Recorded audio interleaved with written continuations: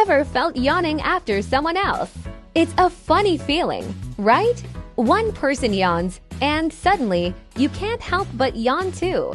This happened to a curious boy named Alex.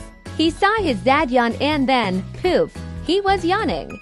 Puzzled, he went to find the wisest creature he knew, Professor Hoot.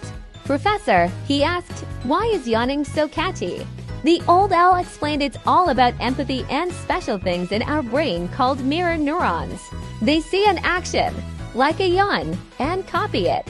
It's our brain's way of connecting with others. So next time you catch a yawn, remember, it's a sign that you care.